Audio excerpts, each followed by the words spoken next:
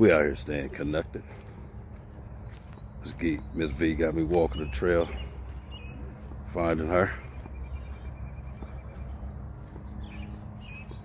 Nice day out here in the city. Ms.Vee. Hey, Dad. What's happening? Not much. What's going It's cool. How you doing? on? I'm alright, man. I'm alright. I'm gonna sit these old dogs down, though. It's a nice little trail. This used to be a golf course, right? Mm-hmm. What happened? I think it still is a golf course, just not as active as it used to be. Nah, this ain't no golf course. Not with that grass looking like that. And they over there playing frisbee. Mm-hmm. This is behind your house, right? Mm-hmm. It is. So what's going on? How you been? I've been okay. And yourself? Well, I don't have a lot of people ask me that often. But considering my circumstances, I'm doing relatively well. Oh, good. But I'm more concerned about you. Just doing this channel and talking to all the people I talk to, I take a lot of issues home. What issues you done took home about me? Well, I take a little bit of everybody home. You know what I mean? So, and I take everything seriously. I ain't gonna talk about everybody's business. You follow my channel, so I touch bases with a lot of different stories and a lot of different truths. Mm. It takes all kind to make a world. Yeah. I'm glad we came out here. We ain't around no water. We ain't thinking about jumping in. Not today. No. Not today. We ain't thinking about jumping in. Not today. All right, Ms.Vee. So what's going on? No. Just want to, You remember where we left off at? I do. Do you? I do. Okay. Yeah. So, First of all, how your week been? my week is fine. It's been all right. It's been working. Working. Yeah. I want you to relax. I am relaxed. I took a mental day today. You did? I did. Off? Off work. No work? A mental day. Home, just for Ms.Vee. Just for me. You know what? It is 2 o'clock.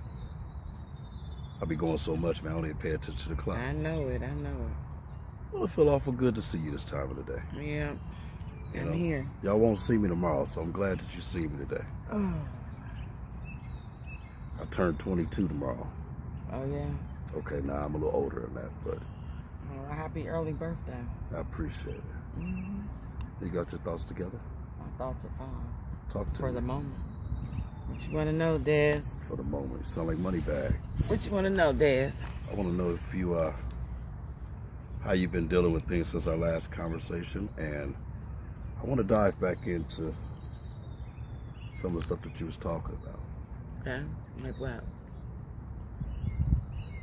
What part? I want to talk about the things that you're carrying daily. I want to talk about, I know it's your story, but the things that touch me is the wanting to hurt yourself and the abuse you've been through by men, because I know it plays a role in your today and your tomorrow. And I want to touch bases on that. That's where my soul is at with you, but it's with you on all. It's all about your mental health, man. Can we touch base on that today? Sure. Yeah, we can touch bases on it. You been thinking about hurting yourself? I have. Plenty of times. Since we last talked? No. Okay, so things is better. Yeah, things is better. That body language. But first of all, don't be, Don't what? reporting me to no damn hospital or no shit like I'm that. not going to do that to you because this is our intervention. If I don't do something, then I'm wrong, and I have to do that. Okay? But the fact that I know that you just going through your moments. Like I told you, man, you don't have a bad day. You have bad moments.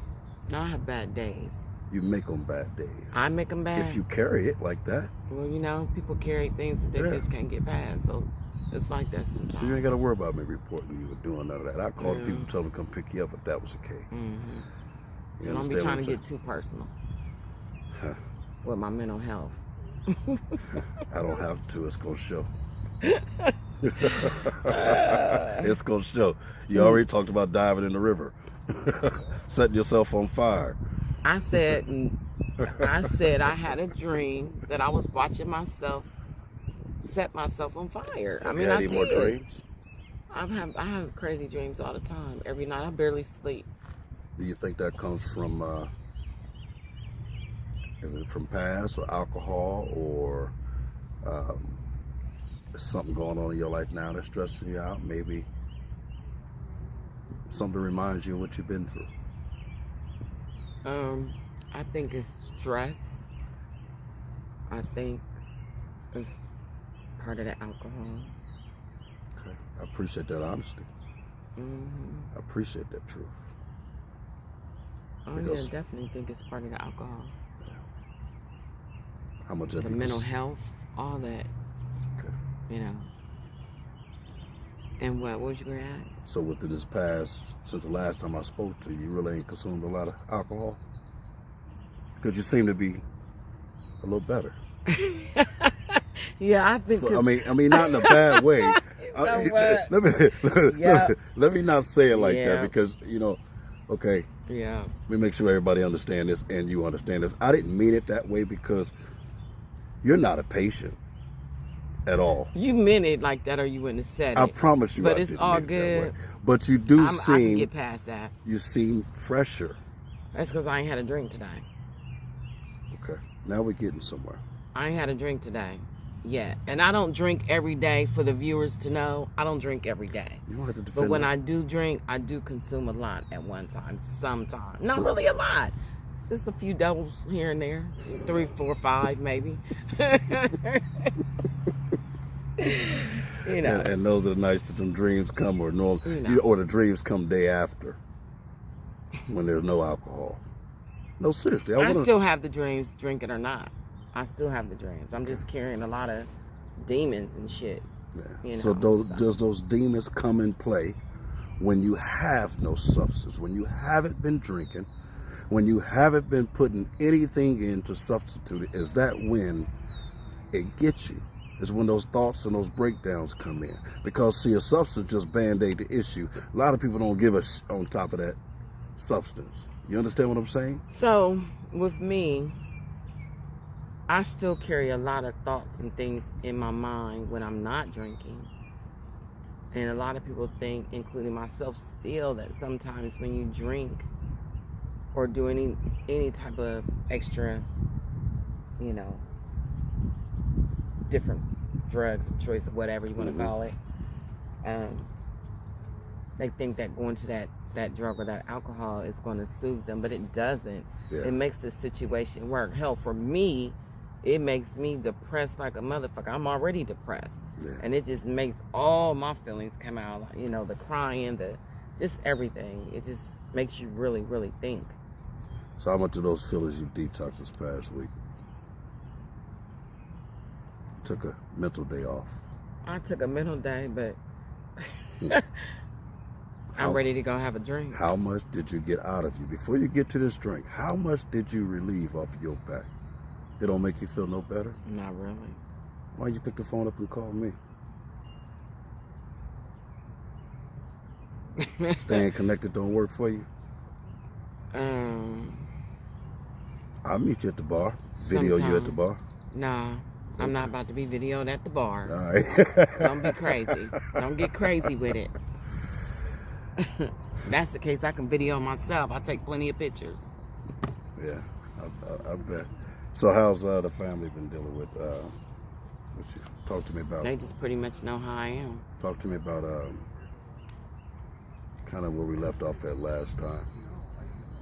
As far as Your pops and well, so let me just say, because again I have to go. Where I left off at was, trying to be accepted by family and friends and different things like that. mm-hmm. I even left my home school to go to another school. Just because I felt like I wasn't fitting in the way I should have, even though they were people I grew up with and all that. I just didn't feel like I was accepted. So when I went to my new school, only reason I went there because I had a best friend at that time, so I thought,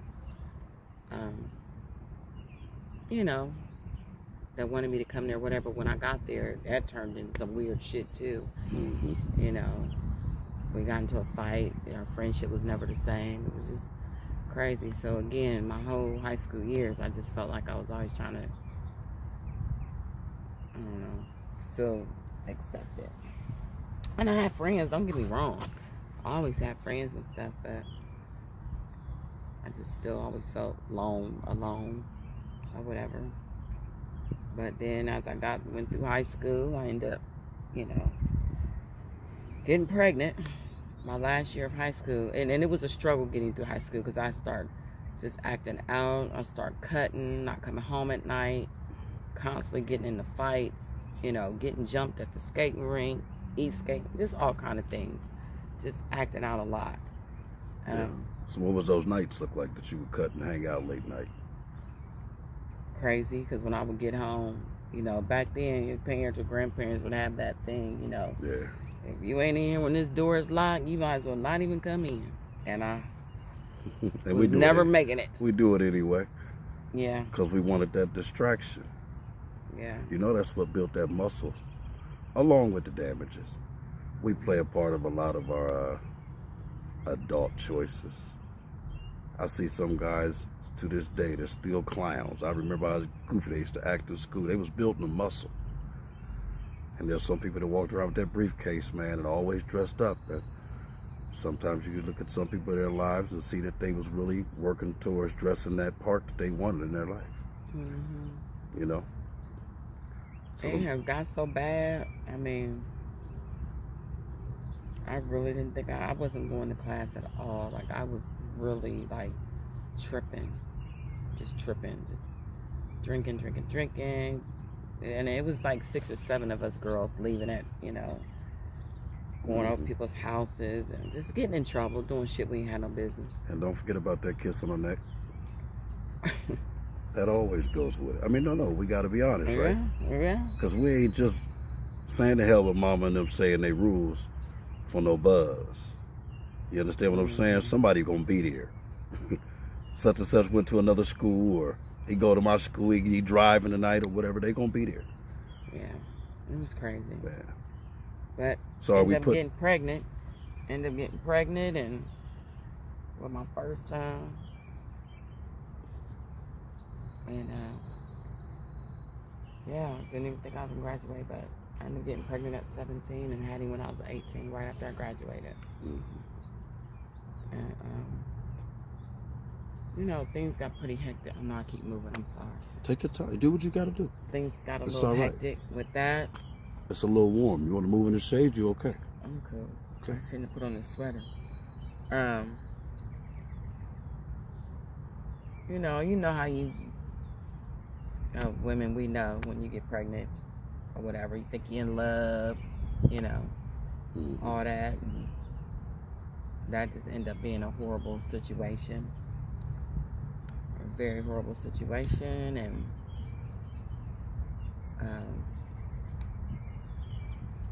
you still in contact with that guy?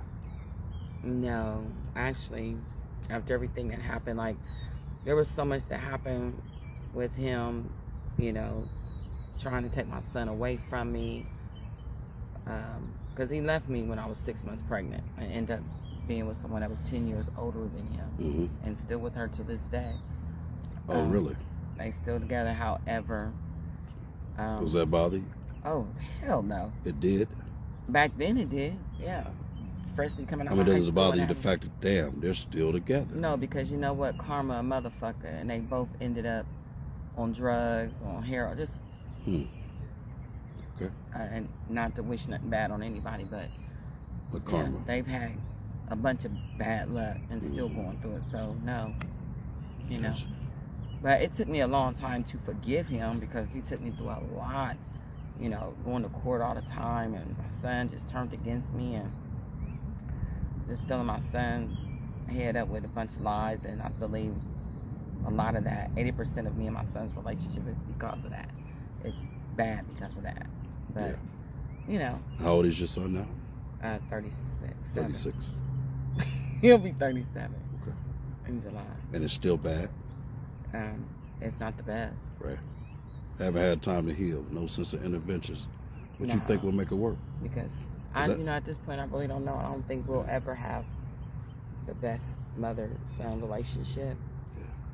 Yeah. I think that's most important now, though, to try to have, because definitely. we're more closer to our end of our days than we are starting over. Yeah, I love my son, and I know my son loved me, but I think, you know, he's been through a lot too. Yeah. You know, just through the years, and I guess we both never. I get it. He's healing. I'm still trying to heal, and I get it. You know. I understand the distance of your kid. Sometimes you just gotta, you know, I got distance with I went through this, and sometimes you just gotta let, you know, when they're young and they're living their lives too, they only get one side of the story. You understand what I'm saying? And things didn't go the way that they wanted to go. And sometimes you got to let them come through when they're ready to come through. Yeah. You understand what I'm saying? I got a couple children that pulled away from me. And when they're ready to come, I'll be here. And I reach out to them on every birthday, every Christmas, all the days that count. Keep doing your due diligence. And he'll break his ice, because y'all got grandkids now. Yeah. And y'all just had a brand new one, right? Yeah. Yeah. So y'all got other reasons to do it. Yeah. You know, I don't want you to lose faith, though. How's the relationship with the other kids right now in regards of the same thing? Whew, you got that baby girl. Did you eat that one? I thought I did. My relationship with my other kids, you know, it's strained a little bit, but they've seen a lot.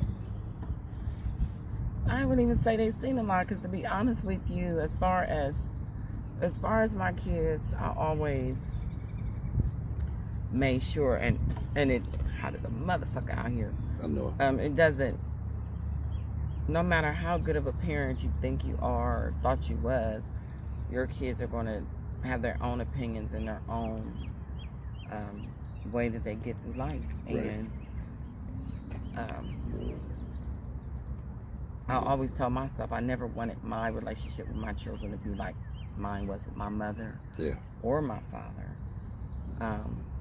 And even though the situations weren't the same, you would think that I've done something terribly wrong to my kids the way they act now towards me. I understand that. You know what I'm saying? And sometimes I have to look back on my life and be like, Lord, please tell me what especially to my oldest son, I'll always ask myself, like, did I miss something? You know, did I do something that I don't remember? Well, that's the main thing right there. Please show me and that's tell me. That's your focus with her. Now, let me help you with that.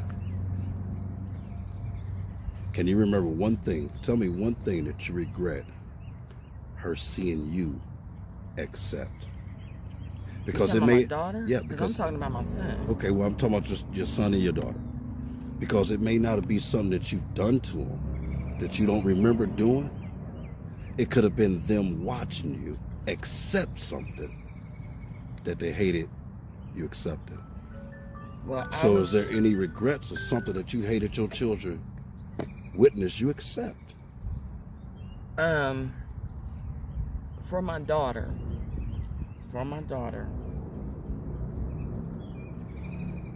first of all, let me just say this. I think that every child, I don't care what their moms and dads relationship was, every child needs a mother figure or a father figure in their life. That's right. I agree. And I know just from my own experience, but you know, I look at my kids now, because I could say for each one of my kids, for my daughter, and I heard this from a friend, that me and my daughter's relationship is so strange because of a relationship that I was in. Mm-hmm. And he wasn't the best. He wasn't a bad person, but he wasn't a good person for me or my children. Right. And I think because during that time I was going through so much and had been through so much, it was a weak part it was a part for me that made me weak. How long was y'all together? 3.5, 4 years. And he, you know, he had his different way from, how can I explain that? He was just going through a lot. We had no business being together. And at that time, you know, I had lost my job. After 12 years, I had to have surgery, a full hysterectomy. My son was going to get out of jail after being bounded over as an adult, was in jail for 5 years, 9 months. Like, it was so much going on. And at the time, I just didn't have the money or anywhere to go. Mm-hmm. And so I had to settle with my kids. I had to settle. And even though he wasn't physical with my kids, he was physical with me, and my daughter's seen that. And they had to witness that for 3 years. Had to witness that. It wasn't even for 3 years, probably like the last year and a half of the relationship. So it started off okay? It started off okay, but he still was, he was a narcissist. Okay. And very controlling. And my kids wasn't used to that after being with me and my husband being together for so many years. My kids wasn't used to nothing like that. So now do you kind of see where... So I see where my daughter, you know, and that's my only girl, but like my youngest son... But your son may feel that too, because they witnessed this stuff. Well, no, my oldest son wasn't there. Okay. When but do he know he was about... locked up. Yeah. Okay. Yeah. Gotcha. See, that you don't always have to do something to our kids, man. I did nothing to my children. Sometimes it could be just what they witnessed or what they perceived of you. Well, You understand what I'm saying? I mean, it's still a sense of guilt. We still got to stand on it and own it, either way it go. I think. But just to know where it came from, yeah, helps you address it with your kids so y'all can be okay. I can't wait till mine come to me so I can address these things. You understand what I'm saying? And let them get their anger out, then also realize, damn. Well, this is my pops. With my oldest son, you know, after I had him and just going through the process, I ended up dating my husband. Mm-hmm.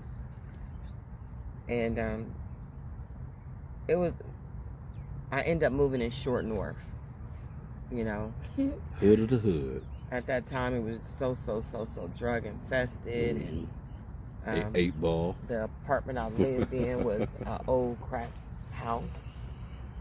And I had a lot of issues when I first moved there because when people seen that the apartment was active again, they started coming to my door thinking that person was still living there. So they was thinking my house was a crack house, you know. So now you got traffic.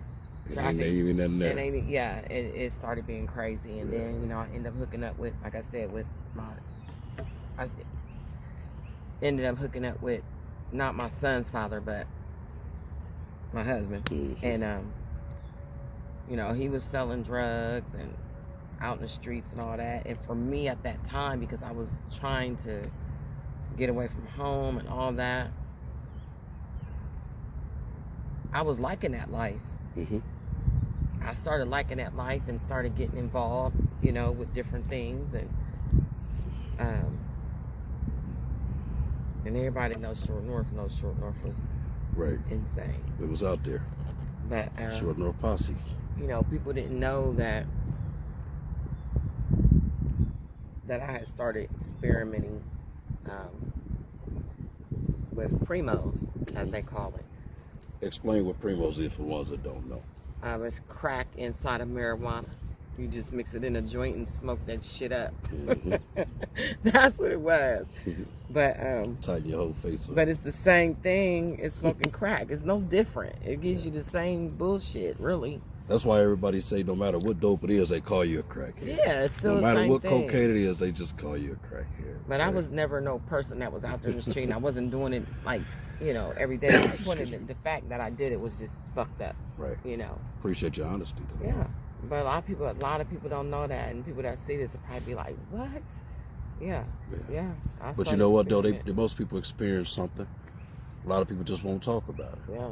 That's all. But I had to, after time went on, because my husband, long story. The guy I was dating at that time, which ended up being my husband. You know, he started being was doing it, and his friends was doing it, and I started doing it, and my girlfriends was doing it. Like, it was just, people was just doing it at that time, and but it got to the point where shit started changing. It started changing, and I wasn't feeling right. And I was like, you know what? I can't do this. What was you feeling? What was you going through? I just feel like my life was starting to spiral down. Was it making you lazy? Shit. It wasn't making me lazy, because I worked every day, but I was going through an abusive relationship, and so, and he was cheating. I mean, it was just so much going on. It made you shut up to a lot. Yes. You felt like you couldn't defend yourself because that substance, it broke all that inner strength down. Yeah. That's why some people can't eat. Some people can't have, they just don't even have the drive to get up and do anything unless it's conducive to the high. Yeah. But I end up leaving. I had to pray myself out of that, because the lowest point for me was because my mom was on crack. Okay. My uncle was on crack. Most of your life? Yes.